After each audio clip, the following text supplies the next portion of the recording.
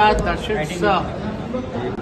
संवाद हम लोगों का पूरे बिहार में कार्यकर्ताओं से होने जा रहा है।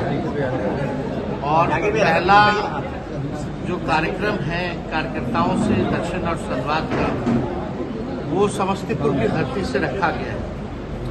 कर्पूरी ठाकुर जी हम सब लोगों के नेता रहे, उनके विचार पर हम लोग चलने वाले लोग हैं और आज उनकी धरती को हम लोग नमन करते हैं। और सभी कार्यकर्ताओं से हम लोगों को संवाद करना है, अपनी बात नहीं बल्कि उनकी बात को हम लोग सुनने आए। हम लोगों की कोशिश है कि कार्यकर्ताओं से मिलकर के जो ज़मीनी हकीकत है, ख़ास तौर पे जो बिहार के लोगों की जो ज़मीनी जो समस्याएं हैं, उसको और अच्छे तरीके से हम लोग जाने पहचाने, ताकि बेहतर आपको जो रिपोर्ट जो मिलता है बिहार की स्थिति क्या है, बिहार के लोगों की स्थिति क्या है, समस्या क्या है, जो ज़मीन पे जो कार्यकर्ता रहता है उससे बेहतर कोई जानता नहीं। तो हम लोगों की कोशिश है कि साथ ही साथ सारी समस्याओं को तो सुने ही, लेकिन अपने पार्टी के संगठन को भी हम लोग मजबूत करें। और हमारी व्यक्तिगत इच्छा रही है कि कार्यकर्ताओं से डायरेक्ट जो है हम उनसे पहचान बनाएं, उनसे जुड़ें, ताकि जो भी कार्यकर्ताओं की जो समस्या रहेगी, कार्यकर्ता जो है पार्टी के रीढ़ होते हैं और कई कार्यकर्ताओं ने पूरा जीवन जो है अपने पार्टी को दिया है। तो मेरा फर्ज बनता है कि उनकी बात को सुने, उनसे जुड़े, उनको सम्मान हम लोग देने का काम करें। साथ ही साथ जिले में जा रहे हैं तो हर एक, चाहे ब्लॉक अध्यक्ष से लेकर पंचायत अध्यक्ष तक जो भी कार्यकर्ता है उनसे हमारा मिलने का कार्यक्रम है। तो इसी सिलसिले में हम लोग जो है पूरे बिहार जो है हम लोग घूमेंगे।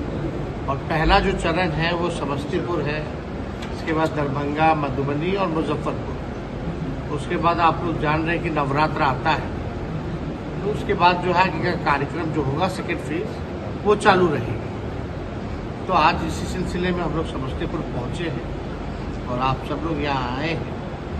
आप लोग जान रहे हैं कि बिहार में सबसे ज़्यादा बेरोजगारी है, गरीबी है, प्रति आय व्यक्ति जो है वो सबसे कम है, या किसानों की जो आय है वो पूरे देश में वो सबसे कम है।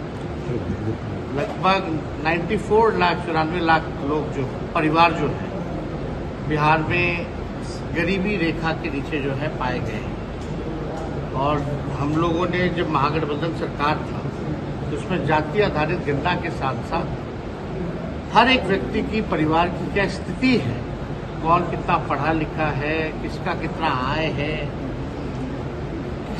किसका नौकरी है कि नहीं है, कौन भूमिहीन है, सारा डेटा हम लोगों के पास आया।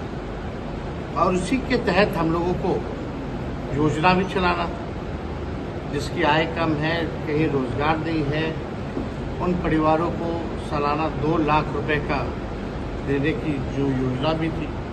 भूमिहीन को 1 लाख रुपए, घर बनाने के लिए 1,20,000, ये सारा योजना हम लोगों का तैयार था। और उसी हिसाब से हम लोगों ने आरक्षण भी बढ़ाने का काम किया, जो देश भर में सबसे ज़्यादा पिछड़े, अति पिछड़े, दलित और आदिवासियों का 65% हम लोगों ने बढ़ाया और 10% एज इट इज EWS का हम लोगों ने रखा। लेकिन आप सब लोग जान रहे हैं कि क्या हुआ।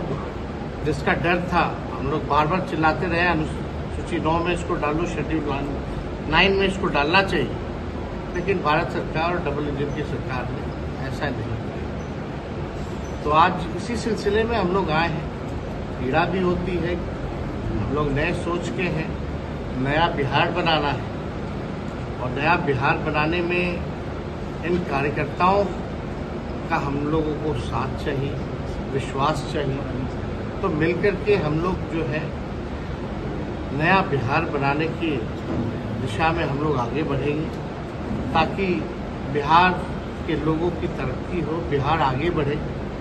पलायन बहुत बड़ा बिहार का इशू रहा है। लगभग जो है आप देखिएगा कि कई करोड़ों लोग जो है बिहार से पलायन करते हैं और ये आंकड़ा जो है भारत सरकार ने ही दिया है। तो